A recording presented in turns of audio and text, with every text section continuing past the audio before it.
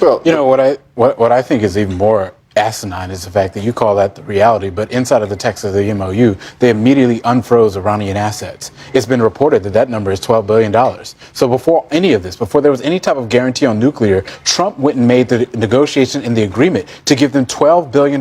So the greatest heist in history seems to be the Iranians. I mean, this is honestly worse than the Luka trade. Because at this point, what you guys did was, in this administration, you gave them $12 billion.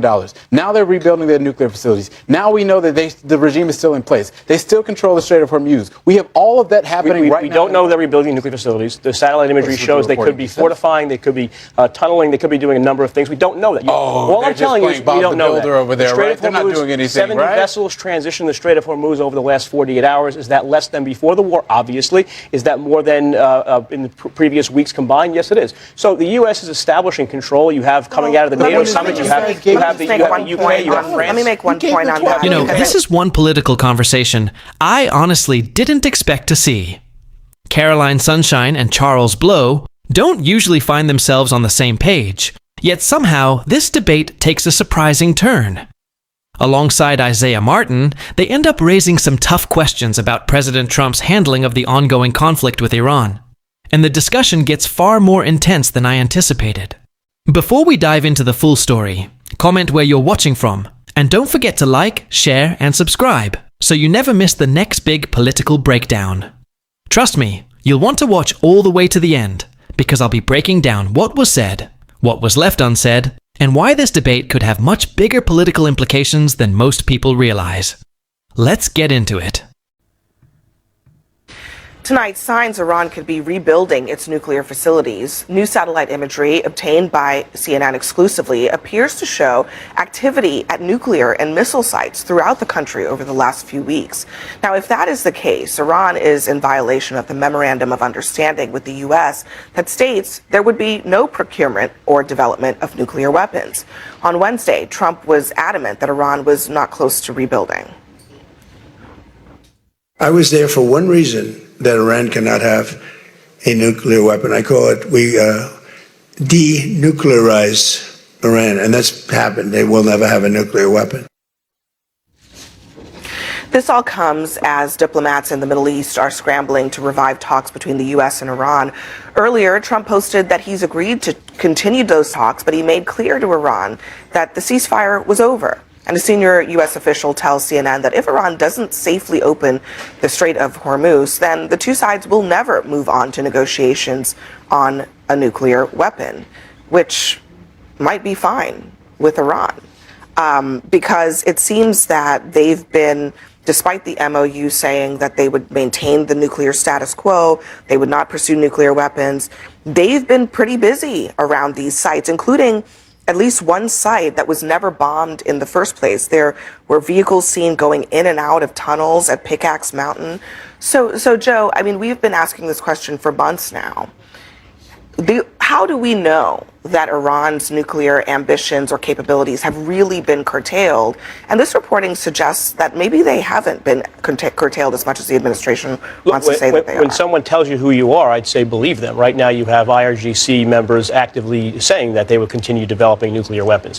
What we do know is that the satellite imagery doesn't show them doing any work at Isfahan, Natanz, and Fordo, which are the enriching sites. So we know that's probably not happening.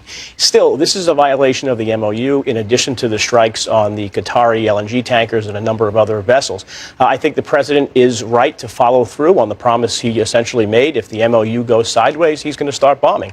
I think we're going to see, in my estimation, more bombings over the next couple of weeks. Now, CBS reported today that there is some indication that the Iranian negotiators Ghalibaf and Arakchi are saying that this is rogue elements within the IRGC, but it just underscores how loose the Iranians are and how loose control they have over their country, and we can't even be sure who we're negotiating with. So, unfortunately, I think the solution short term is to continue the bombing run until we get compliance. Well, you know, what I think is even more asinine is the fact that you call that the reality, but inside of the text of the MOU, they immediately unfroze Iranian assets. It's been reported that that number is $12 billion. So before any of this, before there was any type of guarantee on nuclear, Trump went and made the negotiation in the agreement to give them $12 billion. So the greatest heist in history seems to be the Iranians. I mean, this is honestly worse than the Luka trade. Because at this point, what you guys did was, in this administration, you gave them $12 billion.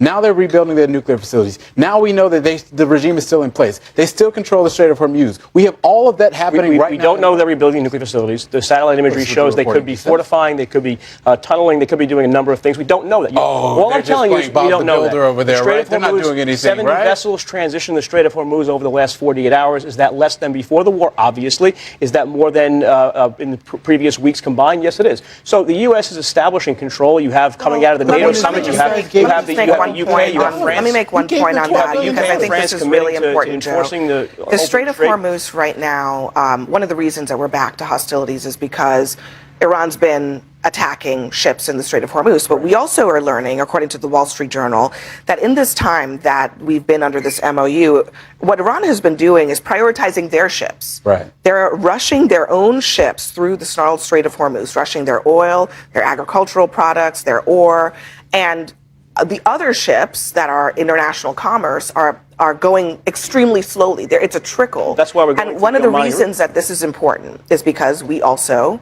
immediately unsanctioned Iranian oil. So they know, they knew time was of the essence, and they apparently have been taking advantage of it to maximize profit in this time period. Again, it really begs the question, why was there so much trust placed in this document that didn't even begin to address the nuclear issue? Part of the reason was the braggadocio of Donald Trump himself. The American people have this problem. We can't trust anything the Iranians say. We also can't trust anything that the president says.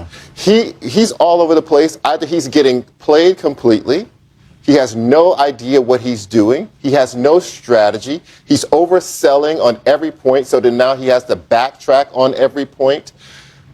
The problem is us. We don't have direction. We don't know what we're doing. But at the very same time, gas prices are up by 30%. Americans are paying billions of dollars, more than just the direct cost of the war, billions of dollars in inflationary pressure because of the war. $61 billion have been spent by Americans just on gas and diesel alone, just to power their cars and their vehicles. This is the crunch that we're in, and we can't trust the Iranians, and we can't trust the President of the United States of America. Some of this genie, Caroline's not going to get put back in the bottle. Airline prices, for example. The airlines are basically saying this is what the prices are now. Yeah. The jet fuel prices might come down, but the ticket you pay, it's going to be as high as it is now. Yeah, so the fundamental miscalculation of this war was that the Strait of Hormuz was somehow going to remain open. I mean, at the beginning of this war, the American people were sold the lie that the regime was really close to falling. We were just going to drop some bombs, and the people of Iran were going to rise up and take control of their destiny. And as we saw with the funeral of the Ayatollah this past week, there were 12 million Iranians who showed up. That has not happened. And in regards to the rebuilding of the facilities, you know, the White House told us a little over a year ago that Iran's nuclear program had been completely obliterated, and anybody that said otherwise was fake news. And that is still on. This is the topic Caroline and I agree on all the time. I love it when we get on this topic because we don't fight on this. Keep going. But I would say that's true because I think there's been a bipartisan rally around the flag effect against this war, not for it. You know, you have people across the aisle saying this is not benefiting America's national interest. That's right. So, there we go. I solved the world's problems on a Friday night. Bipartisanship. Let's get that. That's a win. I don't know. Joe, you're on your own. I mean, look, Joe, where does this go? Because, I mean, I keep hearing from you and my other friends who are still supportive of the president on this war that we just keep bombing them. But I'm not sure that's going to fly with the American public. So far, bombing them has only had negative impacts on Americans day to day, the cost of their everyday lives. And I'm not sure that Trump can really sell that to the American people. The cost is real on Americans, but it's also real to say that the ability of Iran to protect itself from American missiles, bombs, and aircraft is completely diminished. I mean, you saw the U.S. operating over the last 48 hours unrestrained, able to bomb any site they want in Iran. That is certainly a different situation than we had previous to the war. Now, what happens with the nuclear material. We've always been able to bomb Iran. But I have always That's said, always been. No, know that was a new the development. conversation around this very table before the war started was how many American lives were going to be lost by Iran's defenses, how they have Russian radar systems, Chinese missiles. All this stuff was supposed to be but even stop it. It's not happening. Even you would concede that the area that we're creeping into now with the bombing of bridges, civilian infrastructure, is not where we want to go. Because that punishes the Iranian people. One second, they punish the Iranian people, not the military. You get very close to kind of the war crimes territory when you start going after civilian infrastructure. And that is what analysts say that the president is signaling now when he says that he's going to now start to bomb bridges and civilian infrastructure. That is not what the American people want. That is not. We started this war saying we were trying to liberate the Iranian people. Now we're going to end up punishing them by making their lives harder. The crimes in this war have been perpetrated by the IRGC. We're going to leave proxies, it there. Hamas, murdering of civilians. The president protesters. is blocking. It's definitely rare to see voices from across the political spectrum finding common ground. But this debate shows just how divisive, and at the same time unifying, this issue has become for many Americans. Whether you agree with the panel's arguments or not, one thing is clear. The decisions made in this conflict could have consequences that extend far beyond the Middle East, affecting everyday people through higher costs and growing uncertainty around the world. I'd love to hear your perspective, so let me know your thoughts in the comments below. Thanks so much for watching, and if you enjoyed this breakdown, don't forget to like, share, and subscribe for more political commentary. I'll see you in the next one.